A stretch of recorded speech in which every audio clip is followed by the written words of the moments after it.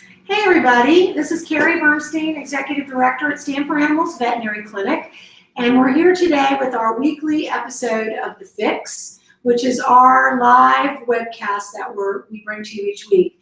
And we're happy that you've tuned in, and we hope that you'll use our chat box if you want to engage with us and ask questions or post your comments, because that's what this forum is supposed to be all about. It's supposed to be us connecting with you. So as you can see, today we're in a little different place than we normally are. And the episode today we're going to call I'm Shocked. And it's not because we both have really curly hair that may appear that we stuck our fingers in an electrical socket. No. Today the episode that we're going to do is about shock and prong collars, and really about the power of force-free dog training. So for anyone who knows me, I am very clear and can sometimes be obnoxious about the fact that I do not believe in aversive training methods when you're working with your dog. And I've been known to stake myself out on this, and today I'm going to try to reel myself in a little bit and be a little more moderate about my opinion, because we really do want to use this as an opportunity to educate, not offend. So I'm going to be a little more temperate in what I say, although I really do stand behind the fact that I think force-free training is the way to go. I think aversive methods are not effective, and I will go so far to say basically inhumane. And I'm very fortunate that today I have with me Emily Green, who's a principal at Free Will Dog Training. And Emily has worked with us at the clinic, actually was employed by us for a little while. We were super happy to have her on our team. And she also worked with us last year when we did an event called So You Think You Can Bark, which is when we paired a pet testant with a force-free dog trainer to teach them something super cool that we presented on stage at the Night Theater. It was a fundraiser we did, and we did it for fundraising purposes, but we also did it because we really wanted to get out there and say that we stand behind this idea of really force-free dog training. So today Emily's here to chat with us a little bit, and we're going to start out by asking her why she left our employ to go work full-time for Free Will, and tell us a little about your background and how you think and your philosophy around this whole idea of force-free training. Absolutely, yeah. So I've been training for about 8 years now. I've been doing force-free dog training the entire time. I started off at PetSmart and then ended up moving to Asheville, doing a couple other things and training my friends' dogs, and then working in a place called Zoom Room. That place closed, and now I own my own business with my business partner, Amy Blum. And to put it frankly, we're just big nerds. So I wanted to do this full time because dog training is more scientific than you think. There's a lot of learning and continued education, and it's changing all the time. So that's why I love to do it. And I love to help your animals, of course. So tell us a little bit about how the idea behind dog training has changed over the last decade or so. Yeah, and it's been even more than a decade too. I mean, we've been training dogs for a long, long time.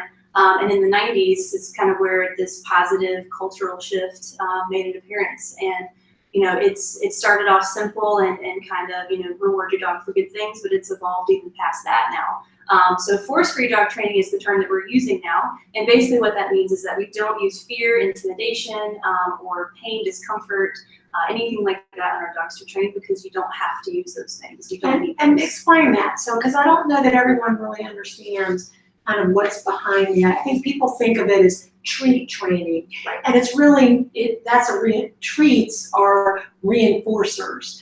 They're not motivators. Exactly. Right? Yep. So explain sort of what you think about the idea of how you motivate your dog to do something. Yep, absolutely. So, and reinforcers come in many different forms. It doesn't have to be food. My particular dog, for instance, loves tongue toys. So we've been training leash walking with tongue toys pretty much since I've had him. And reinforcers are just a piece of it, right? So there's a lot of other, like I said, scientific things that go into training your dog. So what kind of environment is your dog in? Are they healthy? Do they have leg issues? Do they have something else going on inside of their brain? Do they have a traumatic experience? There's all kinds of stuff. So, and what I mean by not using force, we actually brought some examples today. So I have prong collar, and you guys have probably seen one of these before, or possibly use it on your dog, and that's fine. We're not here to shame you. But we don't use those, and we also don't use choke chains either. And then we're going to be showing you another one that we don't use here in a little bit. But those collars we don't. And I think what I've understood about the whole concept of force-free training is that what you're doing is you're teaching your dog to think. Yep. That it's not about teaching them what is wrong. What you're trying to do is get your dog to think, because dogs can think. And in training, you're activating that thinking mechanism in your dog so that they're actually learning what you're asking them to do and kind of understanding it. And you know, we're clearly dog people, and sometimes people look at us and go, ugh, you people, you're a little crazy, you know, whatever. And the truth is, this is all backed up with science. So it's not just that we're some crazy people. If you go look and search, what you'll find is that what we're saying is really the most progressive way of approaching this pet that you have in your house that you love, but you need them to behave in certain ways, and you want to be able to live in the world with them and have them do the things that you want them to do. And the way to do that is through a positive experience, not by doing things in a negative way. Now, what I will tell you is that with our dog Hazel, who's a 75-pound Great Dane, boxer, pit bull, Heinz 57, she's a puller. You know, so when we would go on a walk, we would find that we were being dragged down that sidewalk by our dog. She also has a pretty strong prey drive, and so, you know, she'd just squirrel to be like, yeah, you know. And so we were struggling with what to do. And for a time period, we used a Prong collar on her. And I'm not, you know, I'm not proud to say we did it, but we didn't have alternative ideas of what to do. This was the easiest thing to do. Put this on her and make it painful for her to do that. And while it was effective, sometimes she got really used to it after a certain point, didn't really bother her. And second of all, really, I mean, when I look at this and I think about the fact that I was inflicting pain on my dog to get her to behave in a certain way, it's just, there were other ways. And we've come up with those solutions and now are able to do it. And we can certainly do another segment with Emily, because she's brilliant about this, for some strategies that you could use if you have some issues. And you could certainly use our chat box to ask us some questions. And if you had something particular that you're struggling with, that you want someone to help you with, she's the one. And she could help you come up with all kinds of ideas. Right. But we did want to kind of segue into, I know it looks like I'm wearing an Apple Watch, but actually that is not what this is. This is actually a, well, what they say in the business, trainers who use this will tell you that this is an e-collar. I'm not really sure why they call it an e-collar. What we're going to say is the truth, and that is that this is a shock collar. So what this does is it administers, well, you can talk about it. I don't want to talk about it. So show me what this does. So it has an electric current that is transferred, well, you control it with the remote, and it goes into the collar. And you can see there's like prongs that go into Yep. my arm, which this is supposed to go around your dog's neck, and this is, who is this for? So, and a little bit about our business too. So this actually came from a 12-week-old Cavalier King Charles puppy. They called us because they sent their dog off to a board and train and then came back with this.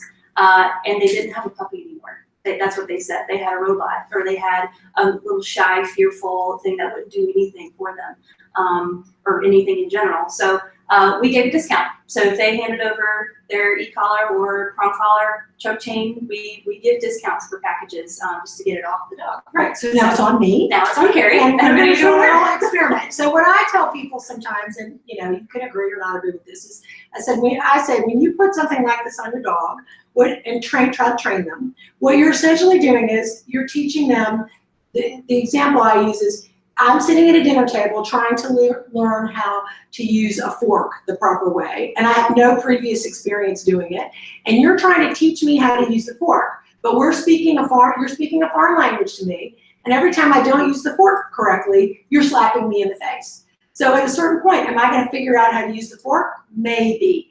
Am I probably not going to love you in the process? Most definitely. So using that same analogy, Emily is going to now try to teach me how to speak a line of French, which And she's going to train me how to do it by reinforcing my acquisition of the skill by using the shock collar. And tell them a little bit about the settings. Sure. So this has a lot of, I actually went over the book the other day. It has a lot of settings. It's actually a little bit confusing, but I did learn how to use it. And this goes from a 0 to a 100. And the 0 usually is just a tone that happens whenever you're trying to correct your dog for doing something you don't like.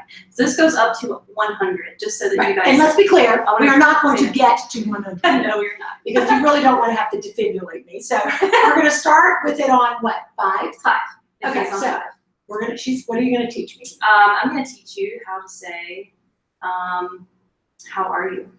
in French. Okay. Comment allez-vous? No clue. Comment allez? So she didn't feel. Did you feel that? Not really. No. I don't really feel Okay. that. That's a 5. Okay, we didn't use that. We didn't feel that. Okay, it's at a 10. Comment allez-vous? Comment. Get that? Got a little something there. Okay, but this still probably at this setting, humans or a dog, it probably wouldn't bother them too much, right, to stop the behavior. So we're going to turn it up more. We're going to get a 15. Oh boy. How's your heart rate? My heart rate is up, and if you can't tell by looking at me, I'm actively sweating. And you know what? I'm not necessarily agitated necessarily about how that felt, but what I'm agitated about is waiting for you to do the next thing and not knowing how bad is it going to be and is it going to make me unhappy. Right. Okay. I'm going to teach you how to say another word, or better yet, I'm going to say an English word, and I want you to say it back to me in French. Oh, great. Okay, you ready? I'm ready. Farfalla. Oh, wait, I did it backwards. It's okay. I don't know what it means, and I'm going to get it. Wow. Okay. Next time you really didn't know when I was going to hit the button. What was that on? That was 15. That was 15. Well, we kind of made it a pinky swear that we were only going to go up to 18. Right. So let's go ahead. Okay. Turn it up to 18. You don't have to ask me anything. Just shock me. Okay. And I'm just going to do it at a random point in time. Great. I'm let her know. Oh, God. Okay. I'm done. All right. So that was 18. That was on my wrist. It's not around my neck. And that was really unpleasant. Yeah. So sometimes when I talk to people who have these collars for their dogs, the first thing they'll do is they'll hand it to me and they'll say, put it on your wrist and try it. It's not going to bother you. And I'm like, no. But I've now actually done it. I put it on my wrist and tried it. And that was really not very fun. So let's just talk for a minute about, is there any time that you would say that this is an effective device? And are there any behaviors that you would say this would work to fix? Absolutely not. Okay. And the reason for that is because in my line of work at Freewheel Animal Training, I mostly do in-home training for dogs that are fearful and aggressive. And I would probably say about 70–75% of those dogs come off of collars. So there's absolutely no reason to use them because they actually create the issue most of the time, at least. So no behavior you need a shock collar for, not one. Not even for your really advanced stuff, you don't need it. Okay. So anybody asking, if you have a question about this or something Emily or I've said, please make sure to put it in the chat box.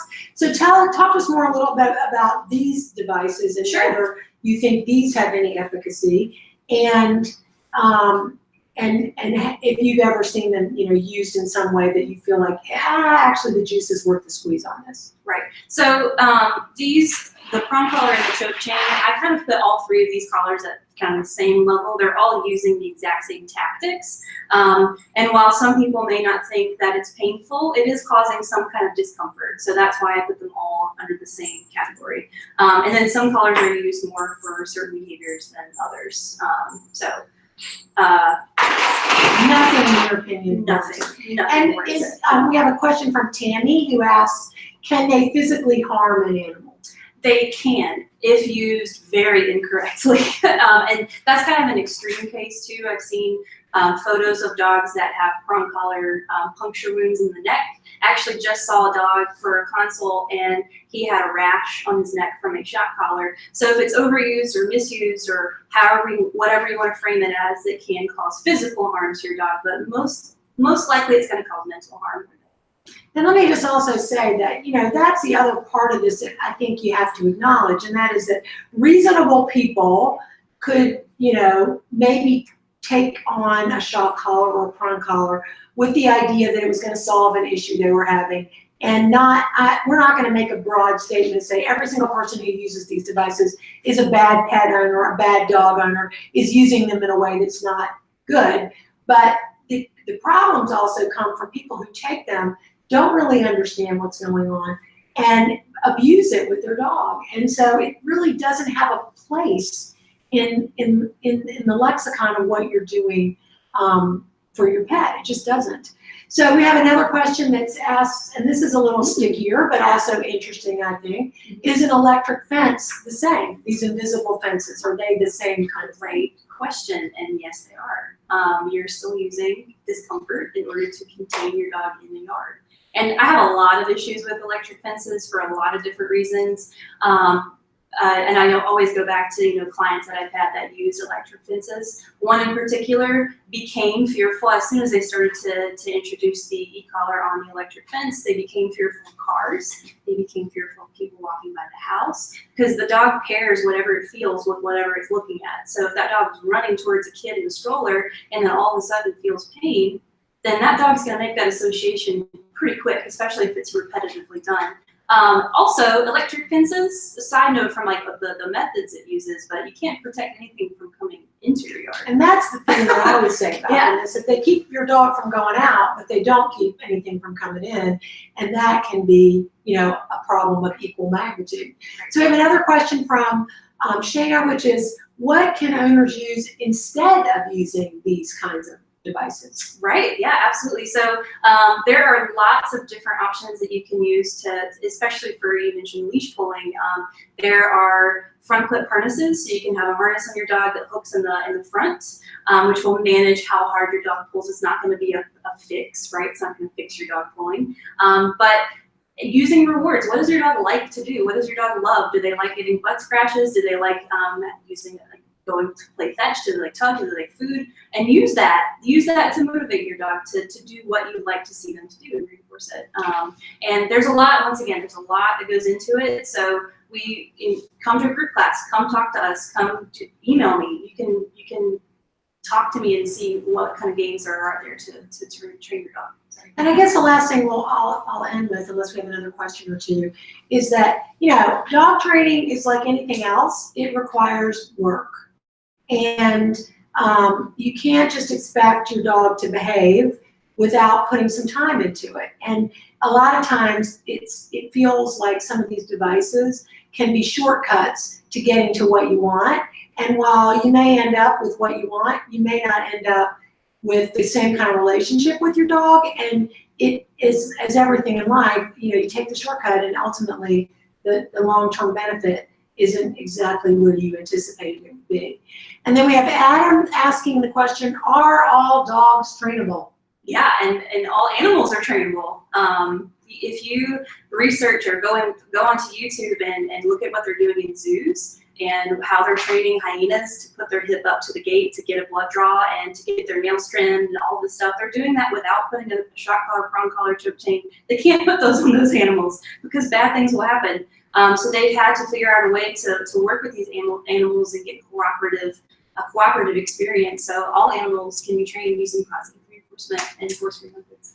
Well, we hope you enjoyed the segment today, and I very much appreciate Emily being here, and we appreciate your tuning in. We will definitely have Emily back, and we can answer some of your questions that you have about what your issues, what kind of issues you're facing, and we'd like to help with that. We at Stand for Animals, we like to consider ourselves to be a resource for all things, and that's why we have this great relationship with Emily and her team. There are other force-free trainers in the city that we can certainly provide you access to. So don't forget to post your questions in the chat box and give us a thumbs up, and make sure you subscribe and tune in next week. We postponed our question and answer with one of our veterinarians until next week, but we're going to do it next week. So don't forget to send us any questions that you might have.